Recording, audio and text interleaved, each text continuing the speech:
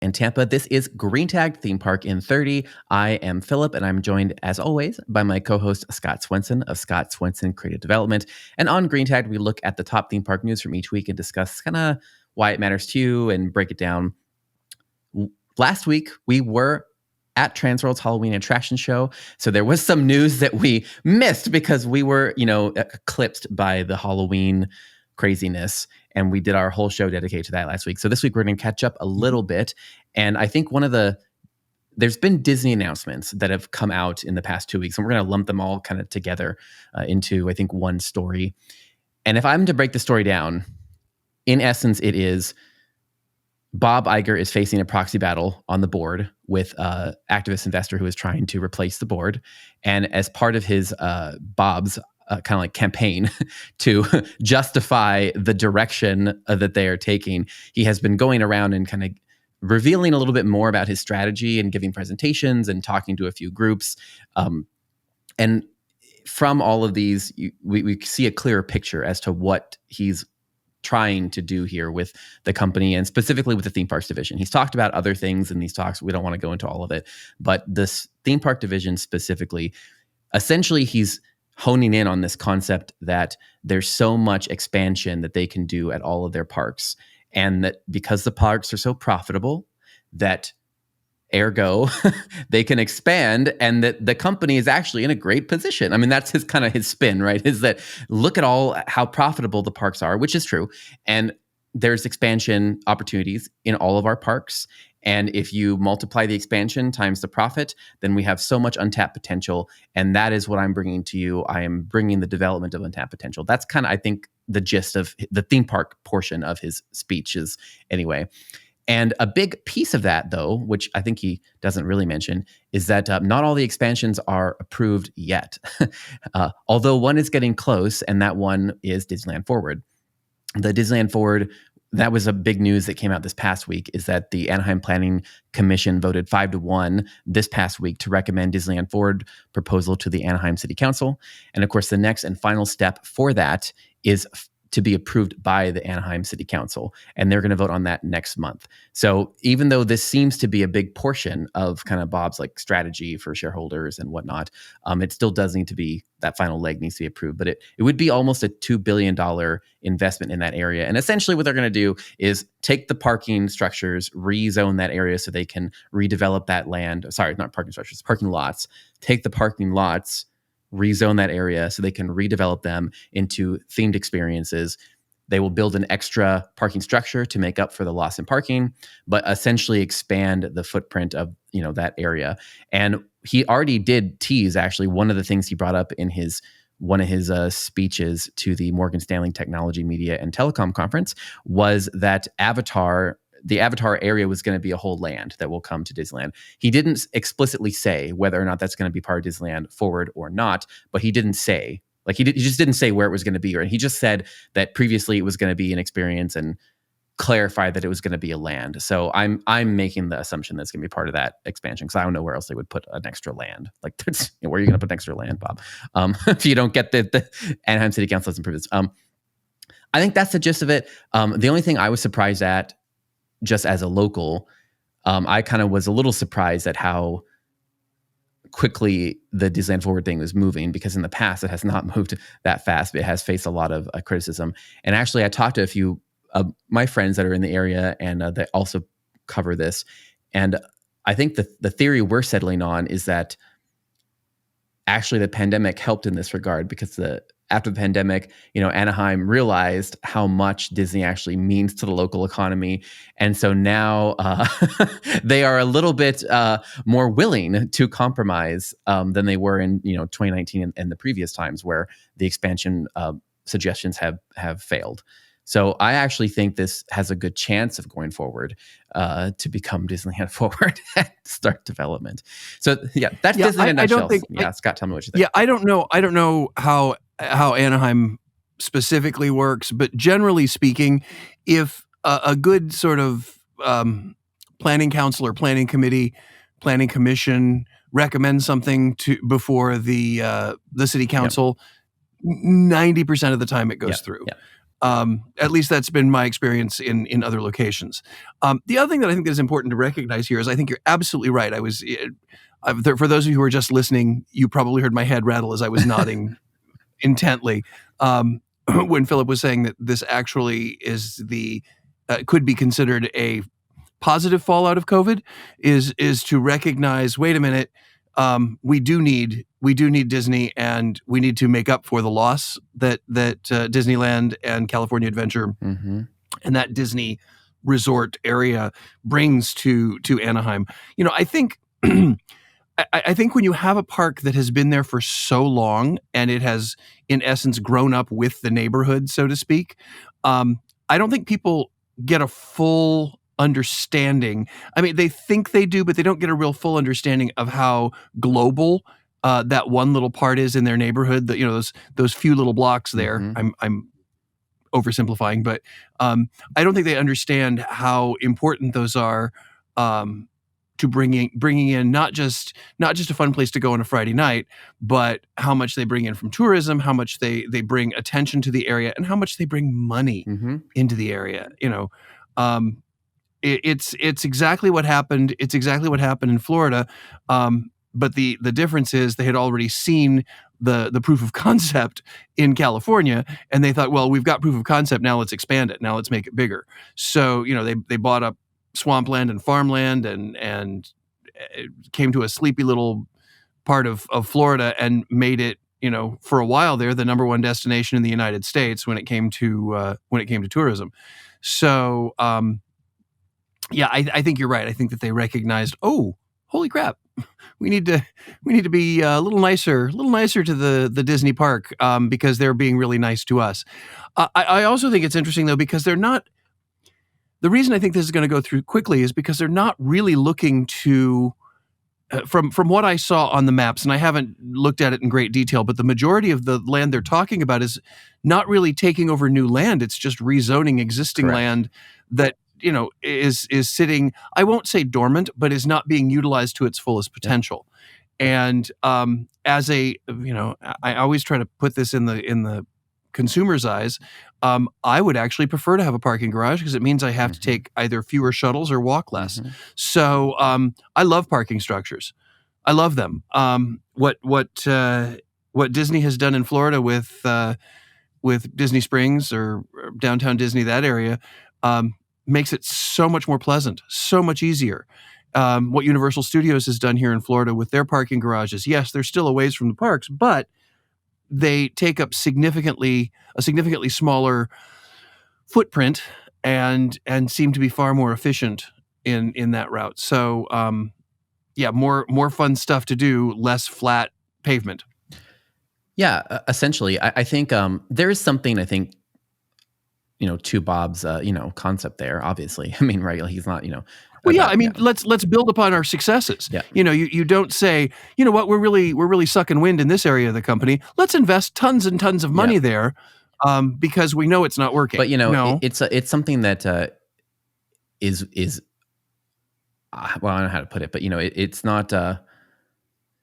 I don't want to say it's an oddly American thing. I think that's not quite accurate, but I think that what I'm trying to convey is that, we have this weird thing in America because we are such a big country and there's so much dead space that we're like, especially in Florida, we're like, we'll just build a new thing. And you're like, are you going to demolish that old thing? No, we'll just leave it there. We'll just build a new flat thing, right next to it. And you're like, well, that seems like a waste of space. And you're like, oh, we have extra space. So it's really, that's a weird thing. But in other areas, the whole concept of building vertical is just more efficient. Building vertical is just, a thing. Even look at Magic Kingdom with the tunnels, right? I mean, that whole tunnel system, I mean, and other places, there was a story about the place in Scottsdale, Arizona, and the new area where the Mattel Park is and how the amphitheater, they're doing a whole tunnel system underneath it to service it, and they took the concept from Disney World. I mean, yes, but if you looked in Asia as well, the vertical thing is everywhere there, just a denser area. So I think I completely agree. I just think it's, typically in some of the American areas, it's just too cost prohibitive to go vertical because it's just cheaper because there's land generally available, except unless you're Disneyland, and then you can, then it makes way more sense. But really, you could take there are, up to 4-story theme parks in some parts of the world. So I mean, you really could double or triple Disneyland size if you had the money and the just capability to do it. But anyway. Well, yeah, I mean, and even in places like the Middle East where they have more land than they know what to do with, lots of flat land, they're actually building vertical experiences and indoor experiences for several reasons. Number one, yes, they are a little bit more expensive to build. However, if guests aren't coming because of weather, which we will get into in a moment with another park, but if guests aren't coming because of weather, it makes them sustainable. It makes it so that they can continue to keep them open. In the UAE, for example, there are, and we've reported on here, a couple of parks that are having some significant problems, and one specifically has closed. So the flat park, the flat open outdoor, yeah, closed. Yeah. Before we move off of this story, the only other piece that might be interesting is that in a few statements, Disney did clarify the $60 billion investment that we talked about previously, that they talked about investing $60 billion, and we were like, what does that mean? They did kind of clarify where they were like, well, 50% of that is going to be used for parks and resort, 30 will be used for tech, and 20 will be used for cruise and other.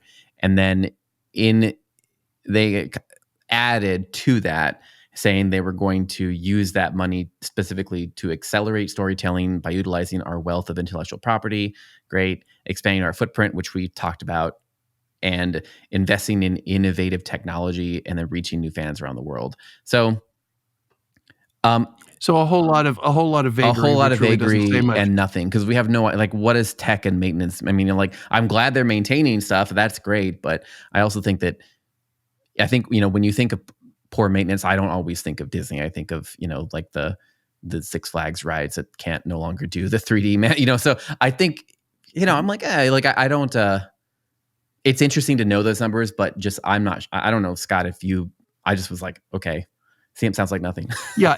That's, to me, that's all, we'll call that nicey nice board speak. Let me see how much I can say that sounds like we're saying really good things for investors, but we're not really giving enough detail to let it have any meat.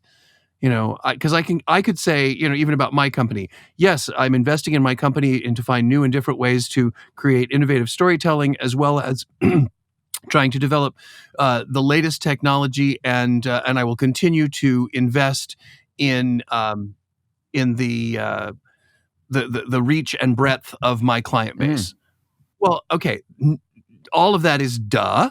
That's what a business does. So what you're saying is you're going to update your website and go to Transworld to find new clients. Ding ding. We have a winner. That is correct. That is correct. Boy, I'm glad you're not the chairman of my board. Oh wait, I don't have one. That's what it is. Jeez. Okay. All right. Well, moving on from that into the theme of expansion. And of course, Disney is not the only chain that is expanding. We're starting to, as the big summer seasons start to open and things are starting to moving again in the theme park space, we're hearing a lot of announcements.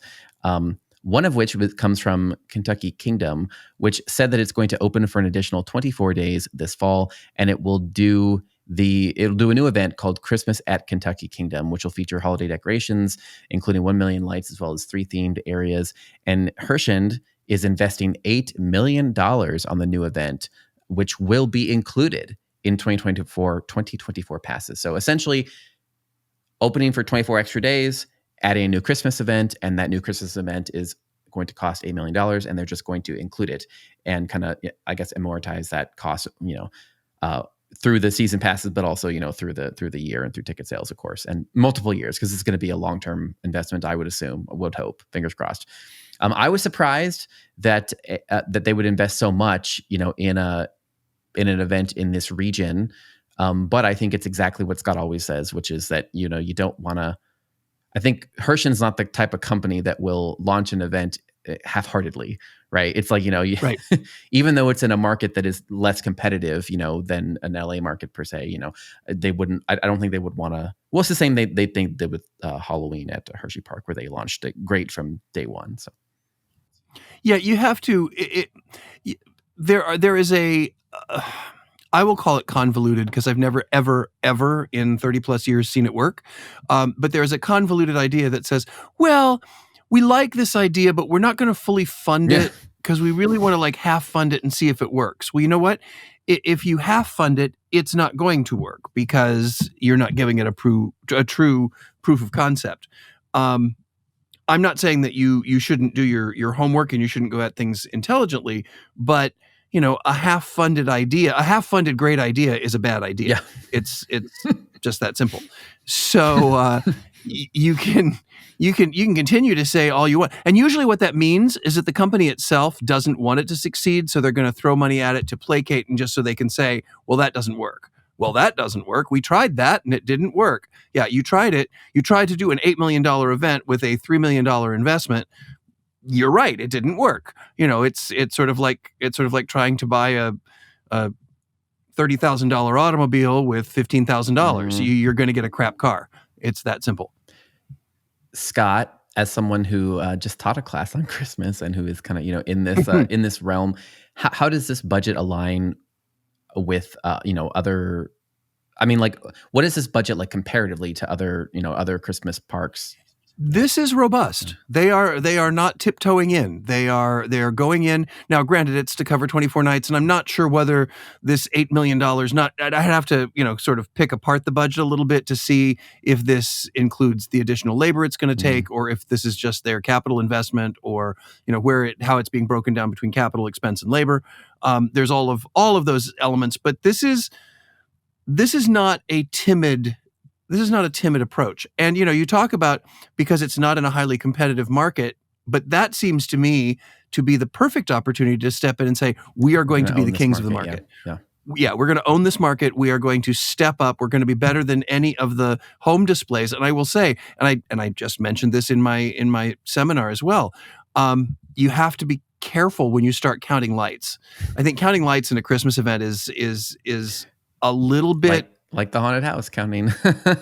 It's a little dangerous, because what ends up happening is, you open it up for somebody next door to have 1,000,001 lights or 1,020,000 lights or whatever, and you lose focus of what the actual experience or the event is about.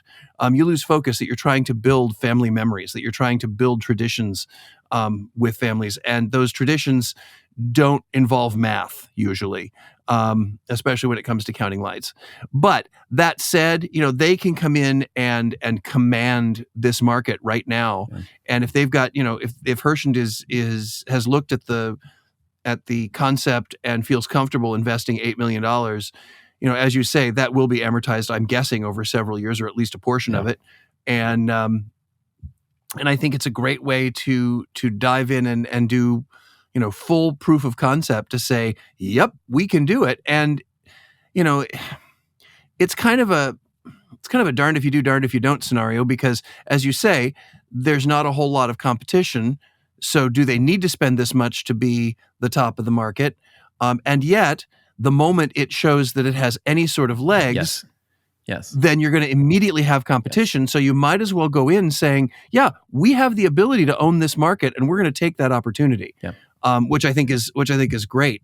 The other thing that I do think is very smart, and there are people who disagree with me because there's two very different schools of thought on this, but I think for a Christmas event to include it into the season pass product, I think is really, really smart, especially for the first year, because certainly what it's going to do, I would be shocked if it didn't elevate the number of season passes sold for this upcoming season. Yeah. It would boggle my mind if it didn't. It's a perfect marketing tool to expand your season pass offerings. That's the whole reason to do seasonal events. The only minor exception to that, for some reason, is Halloween. People are willing to pay extra for Halloween, and I think it's because it's usually off-brand from the day market. If you can take a family-friendly park and turn it into something horrifying and creepy at night, that's great. Disney has a unique thing because they're Disney, and they have, they can tell different stories or focus on different stories that they don't focus on during their day product with Halloween. But with Christmas, I think making it we automatically think of Christmas, we think of giving, and we think of kindness, and we think of family. And I I have seen it work more than I've seen it fail when people include, or when parks include, their Christmas event as a way to sell additional season passes. And also keep in mind, season passes only work if guests continue to return. Yeah. So you have to give them a reason to return. And a gigantic Christmas event is the perfect reason, I think. You mentioned, that concept of them essentially defending against, future competition by making year one a big thing. I think that what you said about the including it in the cost also does that, because we saw this last year where even haunted houses, right, started taking their existing area and redoing it to be Christmas. And there are several big haunts in that area. 13th floor owns a few properties there. So it's like, I think you're right on that in terms of if they prove the Christmas market, there's a lot of people already there that could pop up quickly as competitors. And the one thing that competitors cannot do is make their experience free. But the park can do that. So it's almost like that's also part of the competitive strategy, is like they don't need to charge admission to the season pass holders because they can make money on them with their infrastructure.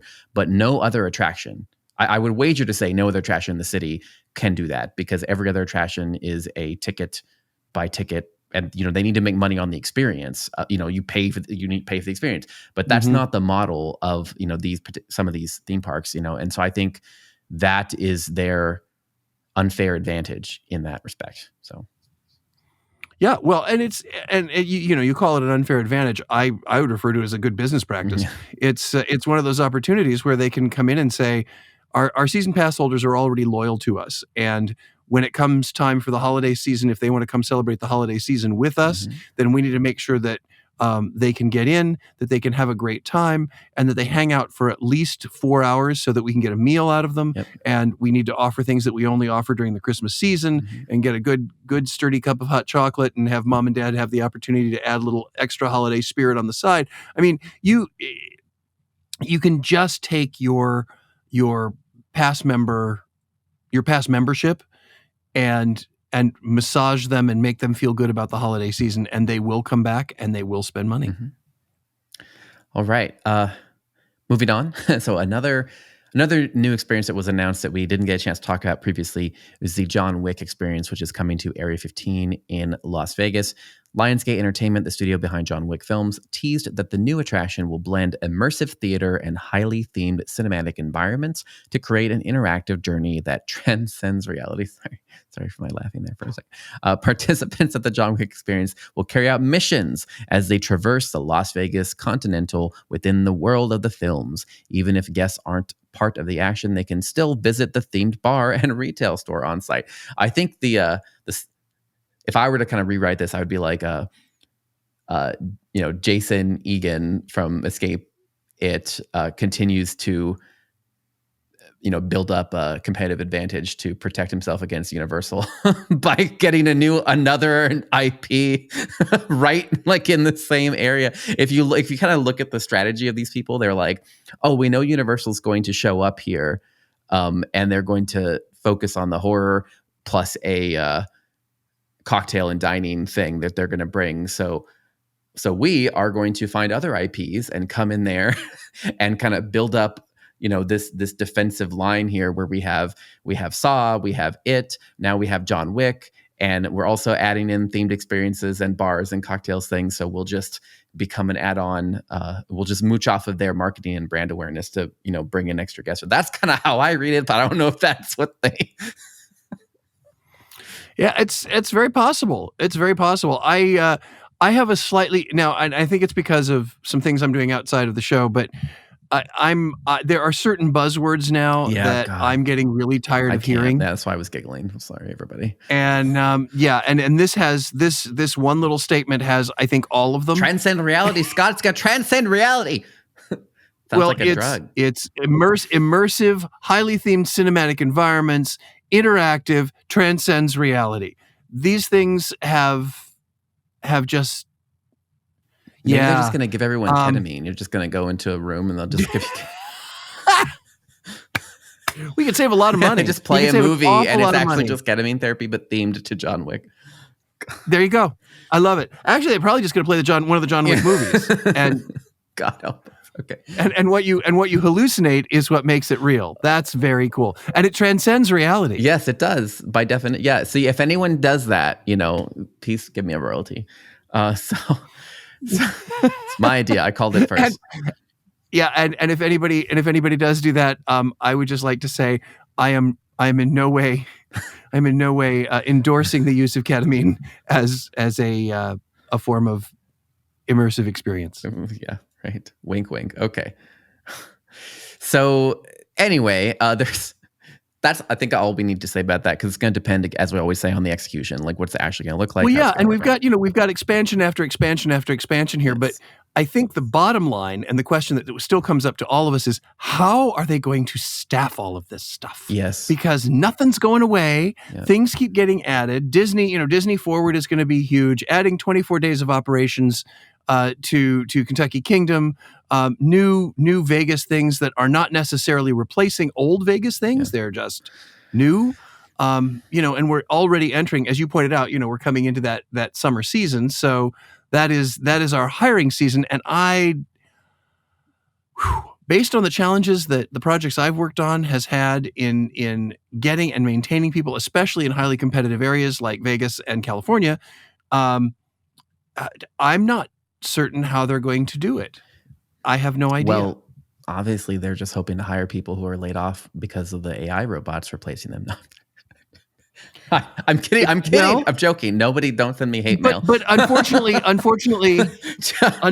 you're not. The hate mail now already. And what's gonna happen? Well, and what's gonna happen is the moment somebody. Well, okay. So now that the HR teams for all of these projects that we just talked about expansion, they're now going back, going, hey, wait, can we replace the staff with AI robots? I mean, you can, but probably the HR department's already been trimmed down because it's one of the easiest things to replace with AI.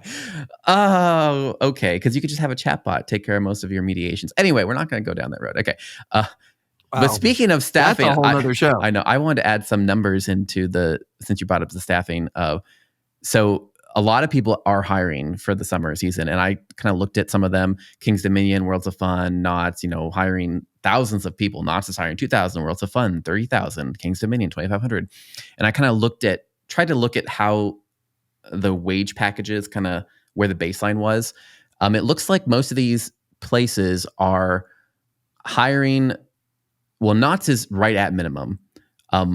And they said like 16 to 19, minimum is 16 in this area, but Starbucks is like 16 to like 18. So I feel like I'm like, okay, so they're kind of in pace with it, but Worlds of Fun is a little bit higher than minimum, but lower than Starbucks. And King's is also higher than minimum, but lower than Starbucks. So I just the reason I mention that is because Starbucks is also expanding, right? They're trying to add all these new locations. So I'm kind of like, I don't know that it's going to work if you, I don't know. Maybe it will. I just don't see the value proposition in some of these places where they're like, yes, come work for us for this seasonal thing where you have to do really hard work in the sun because we don't have any things to protect against heat because we haven't built them into our parks yet. And but we're gonna, give you less overall than just if you went to the Starbucks down the street where you could just stay inside of an air conditioned place and still deal with the same angry customers, but you'd not be as hot. Like. Who's doing that? And of course, being in Florida with the opening of Epic in currently they're saying January of 25, but looking at already a market that is tapped out. I don't know anybody. Yeah, pretty much. I wouldn't necessarily say tapped out, but I would say approaching maximum saturation. How's that? Because I don't know hardly anyone who lives in Orlando who works in the theme park industry that only works for one theme park, especially on the front line level. And basically, the joke was, I work, 2 weeks every quarter, and I have a season pass to each and every park in Orlando. And so I'm curious to see how that's going to happen in Orlando. But I even look at on a very much of a microcosm, I look at the history of Busch Gardens here in Tampa. And with Busch Gardens, the reason Busch Gardens was back in its heyday, the reason Busch Gardens was able to stay completely staffed and it was actually competitive to get in was because it was the cool place to work. They weren't paying a ton more, but they were offering a lot of cool stuff that you couldn't do when you were bagging groceries at Publix. There wasn't a Starbucks back then, but the other competitors were mostly retail and restaurant, and Busch Gardens offered a unique alternative. Obviously, the parks that you've brought up in this study here with their pay rates, they obviously can't justify paying them 2 or 3 times what the Starbucks folks are making. But my strong recommendation is start to brainstorm and figure out what is it that you as a park can offer your employees that nobody else can offer that makes them want to work for you. Yeah.